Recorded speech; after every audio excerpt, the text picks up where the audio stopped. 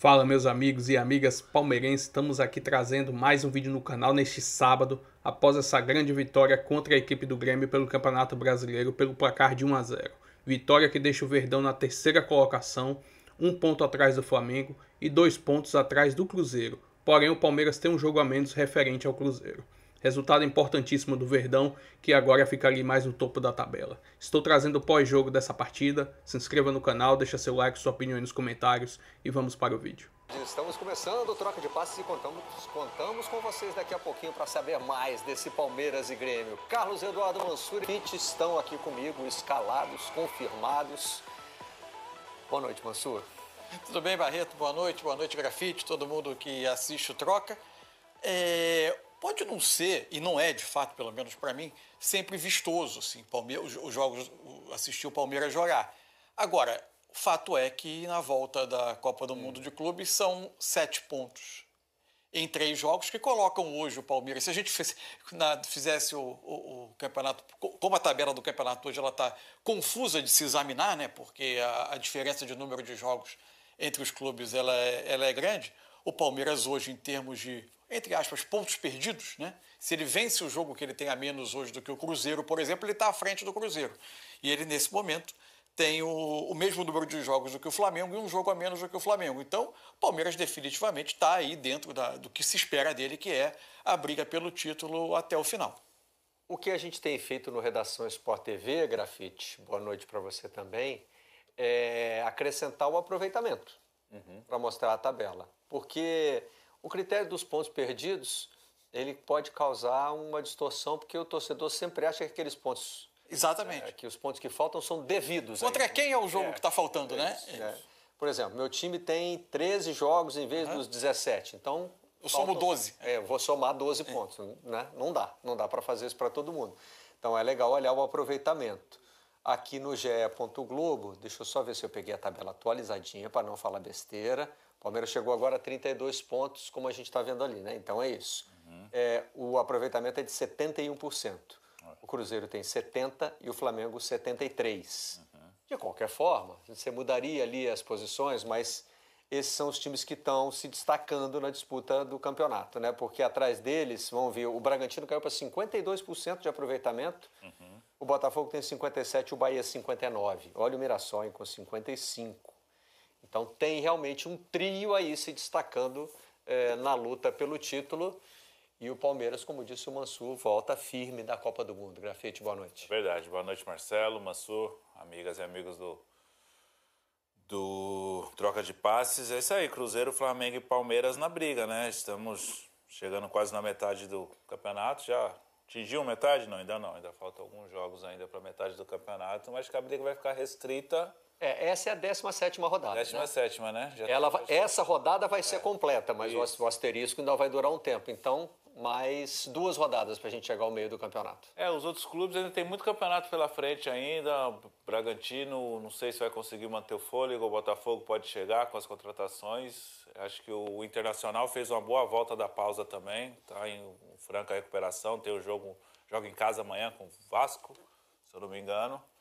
Mas, a princípio, esses 3 aí estão se destacando, né? Não é à toa que são os clubes que mais investiram, né? Investiram do ano passado para cá. O Flamengo está investindo, o Palmeiras investiu, o próprio Cruzeiro também. A briga vai ser boa esse ano.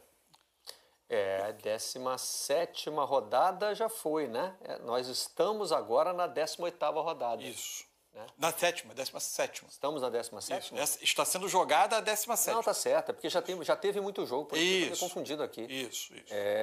Mas o Cruzeiro, que tem mais jogos, tem 16 jogos, né? Essa rodada vai ser completa. Não, o Corinthians tem 17. Corinthians já tem 17. 5 times vão ter... Essa rodada é completa. Como essa rodada é completa, 5 times vão terminar a rodada... Corinthians e Bragantino já tem 17. Isso. Com os 17. Com 17 jogos. O Cruzeiro vai jogar amanhã, vai fazer 17 jogos. O Bragantino tem 17 jogos. O Corinthians tem 17 jogos. O São Paulo vai a 17 jogos. E o Vitória. Pelo menos daqui para frente não tem mais nenhum jogo para ser adiado, né? A não ser que ocorra algo extraordinário, porque os playoffs da Sul-Americana já acabaram, Já acabou a Copa do Mundo, então agora só tem jogo para pagar, não tem mais jogo para dever. E tem outra coisa que a gente pode tentar. É evidente que tudo que a gente tenta prever sobre o Campeonato Brasileiro, a gente corre risco de cometer erros, porque o Campeonato Brasileiro ele é submetido a muitas interferências, né? Uma delas é um dos grandes efeitos colaterais do nosso calendário de janeiro a dezembro, e eu não estou propondo que ele seja mudado, porque a Libertadores ela também é jogada não de janeiro, mas vamos dizer, de fevereiro ao final de novembro. E se você invertesse o calendário brasileiro e adequasse ao europeu, você teria os nossos clubes voltando de férias para jogar o mata-mata da Libertadores. Isso seria ruim em termos de jogar em janeiro, além de outras questões culturais, enfim. Mas o fato é que a gente tem... O argentino passava por isso, né? Voltava de férias para jogar os mata-matas da Libertadores. O fato é que a gente tem uma profunda interferência da janela, porque é onde a Europa mais compra e onde os nossos clubes, que hoje têm melhor poder aquisitivo, mais encontram oportunidade de mercado. E esse é um bom tema para tratar com o Paulo Andrade, com a nossa equipe que transmitiu agora Palmeiras e Cruzeiro. Ele já está ali com o Losetti, com o Praz. O Palmeiras era um time que a gente estava observando como uma obra em reconstrução. Isso. Né? Todo mundo já sabia que a Copa do Mundo era a despedida do Estevão, acabou sendo a despedida do Paulinho desta temporada, porque precisou de cirurgia, ainda tem jogador chegando. Né? Como é que esse Palmeiras vai voltar? Volta competitivo, como sempre. Paulo, boa noite para você, para o Losetti e para o Praz. Boa noite, Barreto, Mansur, Grafa. Pois é, e acaba perdendo também o Richard Rios, que era o titular absoluto do time. Então é um Palmeiras em remontagem, mas até para fazer a comparação com o Grêmio, que contratou muitos jogadores dentro do ano de 2025 e segue contratando, né? 2 contratações já efetivadas de caras que ainda nem estrearam, Balbuena e o Carlos Vinícius. A remontagem do Palmeiras é uma remontagem, parece mais sólida, né? Parece não, com toda certeza é mais sólida que a do Grêmio, que é meio na tentativa e erro nesse pacotão de jogadores que tentou e está tentando contratar. Um pouco disso nós pudemos ver em campo. O Palmeiras consegue a vitória nos primeiros minutos avassaladores quando se impõe como um time formado contra um time em formação e com desfalques no outro lado. Do outro lado dessa conversa, o Grêmio. Alexandre Losetti, bem-vindo. Obrigado, amigo. Beijo, Barreto, Mansur, Grafa. Eu falei até aqui no nosso pré-jogo, se qualquer outro time perdesse os 2 jogadores de linha que mais jogaram até aqui na temporada, e eram os casos de Estevão e Richard Rios, agora o Facundo Torres ultrapassou os 2, seria muito mais dramático e traumático para outra equipe. Mas quando você pega um trabalho de uma comissão técnica que está chegando a 5 anos no clube e que já tinha contratado, no caso, a gestão de futebol, os substitutos, o Facundo, que veio para jogar no lugar do Estevão, e o Abel disse isso no início do ano. Ele vinha jogando na esquerda porque o Estevão ainda estava aqui, passou para o lado direito. O Evangelista veio também projetando a saída do Richard Rios. Claro que haverá oscilações sem os 2, porque os 2 eram protagonistas, mas o Palmeiras se encontra muito mais rapidamente do que outras equipes. O Grêmio contrata e não monta um time que satisfaça a sua torcida, que satisfaça a história, a grandeza que tem o Grêmio. Então foi muito, realmente avassalador, como disse o Paulo, o começo do jogo. O Palmeiras se impôs, foi para cima, fez o gol muito rapidamente, deu a impressão que aumentaria o placar também rapidamente e diminuiu o ritmo. No que diminuiu o ritmo foi o que o Grêmio precisava para pegar um pouquinho mais de confiança, para usar a sua estratégia, de atrair um pouco a marcação do Palmeiras para o seu campo e usar as costas, principalmente dos lados do campo, seja em passes pelo chão, como o Pavon acabou tendo uma chance ótima e o Everton fez uma defesa incrível, seja em bolas longas do outro lado esquerdo, o Christian Oliveira recebeu e criou uma falta ali a um passo da entrada da área. Mas faltou força para o Grêmio ao longo do jogo, né? O Grêmio não finalizou no segundo tempo, mesmo tendo melhorado a sua construção, com o Camilo entrando no meio-campo no lugar do Alex Santana, não conseguiu finalizar, porque é um time que não consegue pressionar o adversário em cima, na saída de bola. Marca muito atrás, tem que superar muitos adversários, muitos empecilhos para conseguir criar, finalizar. E fazer isso aqui contra o Palmeiras no Allianz Parque é muito difícil. Então o Palmeiras, mesmo controlando o ritmo durante boa parte do resto do jogo, acabou merecendo a vitória e mostrando que é superior. Um pouco de controle de ritmo e controle de minutos dos jogadores, até porque o Palmeiras tem o início das oitavas de final da Copa do Brasil já na quarta-feira e vai enfrentar simplesmente o principal rival, o Corinthians, em Itaquera. E o Corinthians, né, que será assunto no Troca de Passes daqui a pouco, começou com um time absolutamente reserva, depois vieram alguns titulares no segundo tempo, empatou com o Botafogo, mas o Corinthians poupou muito mais que o Palmeiras. Obviamente o Palmeiras disputando lá em cima, né, as primeiras posições, colocou a maioria dos seus titulares, mas houve ali um controle de carga no decorrer do jogo também, né, Praz? Paulo, o Corinthians começou a jogar antes, então o Palmeiras já sabia da estratégia do Corinthians. E podem até não falar que não pensam, mas isso tudo é analisado. Tanto é que no segundo tempo, principalmente os três da frente, o Palmeiras troca, depois troca o Evangelista. Esse novo modelo que o Abel está usando para a construção de jogo, para posicionamento principalmente dos 2 meias da beirada, né, ele muda em função da saída do Richard Rios. O Richard Rios ocupava muito esse lado direito. O Evangelista é um jogador que joga mais centralizado, gosta mais do jogo curto, jogo de aproximação. E eu acho que um jogador vai ganhar, em particular, vai ganhar muito com isso, que é o Felipe Anderson. Porque ele jogava em transição pela direita, sem muita aproximação. Nesse novo posicionamento, ele vai jogar um pouco mais por dentro, óbvio, não deixando de sair para os lados, mas vai ter mais aproximação. Vão ter praticamente 3 meias com o Evangelista por trás. Em relação ao Grêmio, o Palmeiras fez, acho que os primeiros 20 minutos praticamente perfeitos. Se perguntar para o Abel, foi o que ele planejou. O Grêmio não conseguiu responder a isso, muito por essa questão da marcação. E o Grêmio, no segundo tempo, conseguiu jogar mais, mas impressionante que no segundo tempo ele não finaliza. Tem uma jogada do Edmilson agora que ele chega quase para finalizar, mas no primeiro tempo, mesmo jogando pior, ele finalizou mais. E o Grêmio é o que o Lossetti falou. O Palmeiras precisa de uma peça para ser o reserva do Evangelista, né? O Grêmio precisa de várias peças ainda e estão chegando jogadores. Então o elenco do Grêmio vai ser montado mais uma vez com a temporada de andamento e isso traz um prejuízo incalculável. E depois, né, nos últimos 10 jogos, se a gente pegar um recorte, o Grêmio não vem nada bem, de 2 eliminações para times que são, né, menores que ele, o CSA na Copa do Brasil e agora o Alianza Lima, eliminado recentemente da Sul-Americana. O Grêmio joga na terça-feira, Barreto, contra o Fortaleza, vai pagar uma dessas partidas perdidas, digamos assim, que ficaram pelo caminho do Campeonato Brasileiro, e depois entra, né, em campo novamente no Brasileirão no final de semana, enquanto o Palmeiras tem esse compromisso com o Corinthians e volta a pensar no Brasileiro contra o Vitória na semana que vem.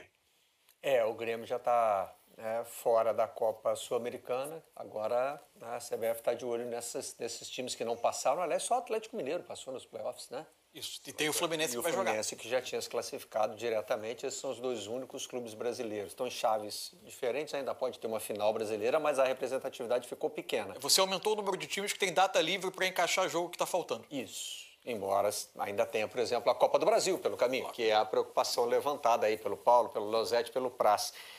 E é curioso como esse debate sobre o tempo de cada jogador está se sofisticando, né? Antes a gente só falava assim, poupou time, né? Botou um time reserva para jogar porque o titular está sendo poupado para outra competição. Agora, e principalmente depois do aumento do número de substituições, cinco por jogo. Você vai rodando... Você mexe metade dos jogadores de linha numa partida, então você pode administrar o tempo que os jogadores vão jogar. Né? Pode, por exemplo, mudar uma escalação inicial, mas fazer como o Corinthians fez hoje, né? Já citado aí pelos nossos companheiros também. Né?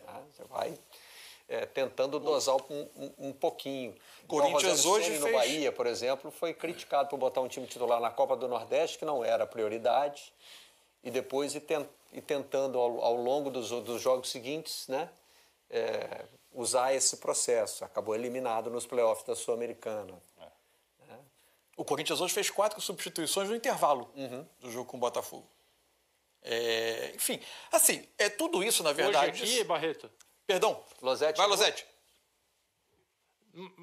Imagina, desculpa aí, Mansur, o Felipe Brizola chamou a atenção que a hora que o relógio bateu 10 minutos, a comissão técnica do Palmeiras chamou os 3 jogadores que entraram, os 3 iniciais, né, para sair o Vitor Roque, para sair o Maurício e para sair, acho que foi o Luigi, né? O Luigi não foi o caso de poupá-lo, o Luigi não é titular, né? A expectativa até que o Felipe Anderson possa voltar no jogo contra o Corinthians, ele que teve um probleminha no jogo contra o Fluminense. Mas era contado, era planejada a substituição. Quando entra o Flaco Lopes, o Facundo Torres passa a jogar por alguns minutos, uns 10 minutos, um pouco mais adiantado, e o Lopes fazendo o corredor direito, porque, olha, não dá para tirar o Facundo agora, então eu vou descansá-lo em campo. Ele vai correr menos para ele poder jogar. Depois ele foi o último a sair. Então, de fato, como disse o Barreto, acho que sofisticou-se essa questão também de determinar minutagens para jogadores específicos, baseado na quantidade de informações hoje em dia que as comissões recebem, né? Não, só ia dizer que, na verdade, isso tudo que a gente está discutindo são comissões. Evidente que no mundo inteiro chega um momento da temporada em que os times que estão em muitas frentes acabam precisando fazer algumas escolhas e administrar, porque a exigência de cada jogo ela é muito grande. Agora, o que a gente tem no Brasil é o ano inteiro de contorcionismo de comissões técnicas, né? Porque essa rotina de jogos a cada 3 dias, e hoje, com a quantidade, por exemplo, de vagas que tem em competição sul-americana, a quantidade de clubes brasileiros envolvidos nessa disputa, você tem uma quantidade gigante, de quase 70% dos times da Série A estão envolvidos em quarta e domingo o ano quase inteiro, a não ser a partir do momento em que começam as eliminações, e aí a única forma de você ter uma racionalidade maior no calendário é ser eliminado. Então, tem muita comissão técnica que é julgada pela forma como administrou, quando, na verdade, o foco devia estar sempre nesse calendário que é absolutamente insano e irracional. Mas também tem um ponto importante aí na volta de times como o Palmeiras da Copa do Mundo, que é pontuar logo, né? Porque eu acho que foi o Leonardo Jardim que fez sobre quando vem a conta, essa avaliação, né? De que pode ser que os times que tiveram esse mês para trabalhar voltem um pouquinho sem ritmo, né? E os que estão jogados, voltando da Copa do Mundo, cheguem competitivos, mas daqui a, sei lá, um mês, 40 dias... mas não dá para cravar, vai pesar, não dá para cravar porque o Fluminense voltou e perdeu 3 jogos consecutivos. Foi desempenho, foi mau desempenho, foi cansaço. Foi Arias. Foi a falta saída do Arias, ou seja, é difícil a gente cravar tudo isso. E o calendário, né? Sem contar que o Bahia ainda tem Copa do Nordeste ainda, né? Ou seja, o calendário agora é a reta final de temporada, que agora vai ter mesmo que ter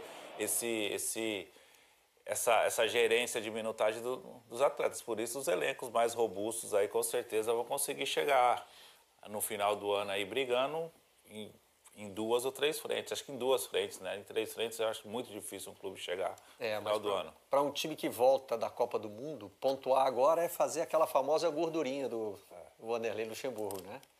Para você poder queimar lá na frente quando o cansaço bater. Não é à toa que o Brasil não tem uma tríplice coroa da mais nobre já conquistada por alguém. Porque, de fato, é uma tarefa que ninguém conseguiu cumprir até agora. Paulo, os treinadores... Estou trazendo aqui um recorte da quantidade de finalizações do Palmeiras durante essa partida contra o Grêmio, né? O Palmeiras finalizou 10 vezes, 3 delas em direção ao gol. Alvo acabou sendo gol. Já 6 finalizações dessas do Palmeiras foram de dentro da área e 4 de fora da área. Já a equipe do Grêmio finalizou 5 vezes na partida. Porém, a chance clara de gol foi aquela no primeiro tempo, logo após o Palmeiras fazer 1-0. Teve uma chance clara de Pavon, que o Everton fez uma grande defesa. E agora no finalzinho, uma bola cruzada de Bright White, quase deu um perigo de gol ali na questão de Edenilson, que vinha chegando ali na área. Mas fora isso, o Palmeiras foi dominante na partida, não teve sustos, também não jogou tão bem, mas o que importa agora é somar os 3 pontos e já começar a pensar no jogo contra o Corinthians pela Copa do Brasil, porque esse é jogo, o Palmeiras tem que eliminar o seu rival. Se inscreva no canal, deixa seu like, sua opinião aí nos comentários e até o próximo vídeo. Valeu!